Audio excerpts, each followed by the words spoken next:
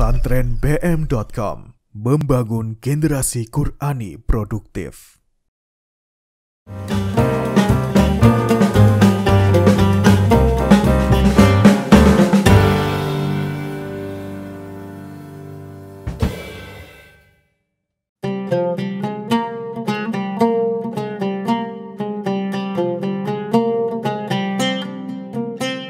Bismillahirrahmanirrahim. Bagaimana hukumnya seorang muslim meninggalkan sholat? Nah, ini yang sering terjadi nih ya, bahwa kita menganggap remeh sholat 5 waktu. Bahkan kalau di antara kita ini dengan gampangnya, dan tidak sedikit di antara kita ngaku seorang muslim tapi sholatnya bolong-bolong. Kadang sholat, kadang enggak. Kadang ingat, kadang enggak. Atau sholatnya sepekan sekali dalam hari Jumat, atau bahkan alhamdulillah sholatnya cuma setahun sekali. Ketika Idul Fitri doang rajin. Pakai baju baru, pakai sorban bahkan, pakai kopiah, datang ke masjid pagi-pagi, belum waktunya datang dia. Padahal cuma setahun sekali. Tapi bagi seorang muslim, menjaga sholat adalah sebuah hal yang sangat-sangat ditekankan. Kenapa? Tarkus sholat, meninggalkan sholat, ulama mengatakan ini hukumnya malah lebih besar daripada perbuatan zina. Tapi bukan berarti boleh berzina, bukan. Artinya saking besarnya hukuman dosa bagi yang meninggalkan sholat, maka dosanya itu melebihi daripada perbuatan zina. Dalam Islam, wassalatu fil Islam manzilatun la ta'taduha manzilatan. Jadi kedudukannya itu sangat tinggi dalam Islam itu. Bahkan Rasul mengatakan Rasul Amri al-Islam, bahwa pokoknya sebuah urusan dalam Islam adalah wa'amuduhu as-sholah, dan tiangnya adalah sholat. Jadi sholat ini merupakan tiang agama. As-sholatu imaduddin, sholat itu tiang agama. Faman aqamaha faqad aqamaddin, barang siapa yang telah mendirikan sholat maka dia telah mendirikan agama. Wa man tarakaha faqad hadamaddin, dan barang siapa yang telah meninggalkan sholat maka dia telah menghancurkan agama. Sholat itu bagi yang mereka meninggalkannya ancamannya cukup berat. Tergantung bagaimana mereka meninggalkan sholatnya. Apakah meninggalkan sholatnya karena keingkarannya atau karena kekufurannya? Maka ulama sepakat fahuwa biha kafirun, maka dia telah kafir.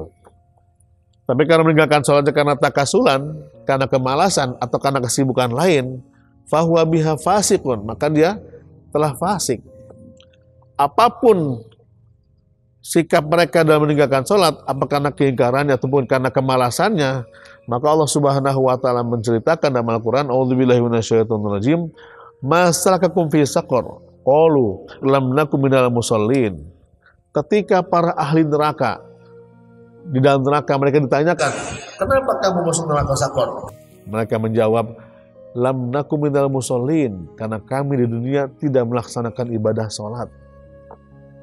Jadi jamaah yang berbahagia, bagaimanapun kondisi kita, jangan sampai meninggalkan sholat.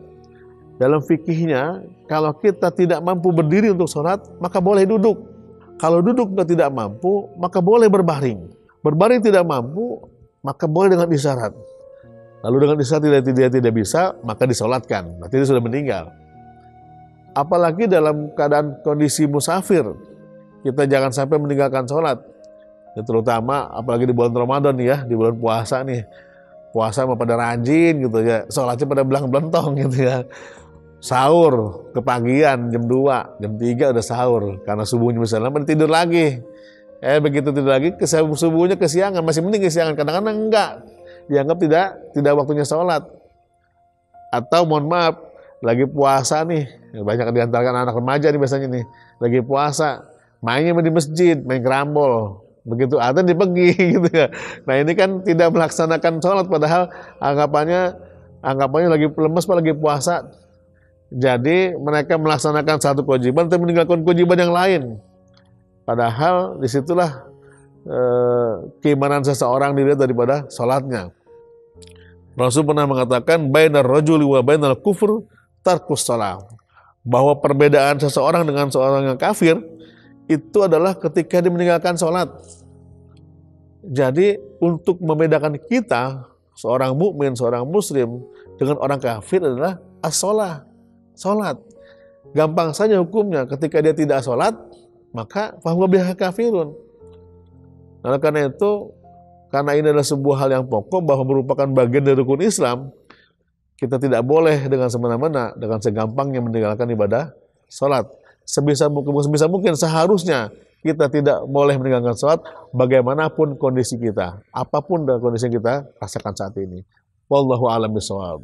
Ya Nabi salam alaik. Mari berkontribusi untuk pembangunan dengan berdonasi melalui rekening BSI 6667666765 atas nama Yayasan Tunas Harapan Suci.